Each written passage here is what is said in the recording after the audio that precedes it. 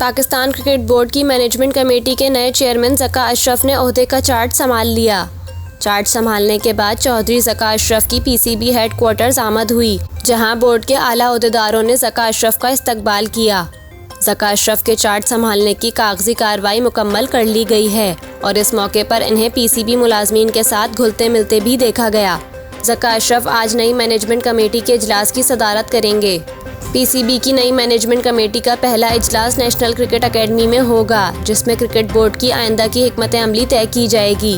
वाज़ेह रहे कि Pakistan cricket board की नई मैनेजमेंट कमेटी 4 माह के लिए बनाई गई है, जो बोर्ड के आईसीसी समेत दीगर उमूर को देखेगी। पीसीबी की मैनेजमेंट कमेटी 10 अरकान पर मुश्तमिल है, जिसमें कलीमुल्लाह खान, अशफाक अख्तर, मुसद्दिक इस्लाम, अज़मत परवेज़, ज़हीर अब्बास, खुर्रम सुमरो, ख्वाजा नदीम, मुस्तफ़ा रमदे और जुल्फ़िकार मलिक शामिल हैं। ख्याल रहे कि ज़का अशरफ से कबल पाकिस्तान क्रिकेट बोर्ड के मामलात नजम सेठी चला रहे थे। ताहम पाकिस्तान पीपल्स पार्टी ने नए चेयरमैन पीसीबी के लिए ज़का अशरफ का नाम तजवीज़ किया था।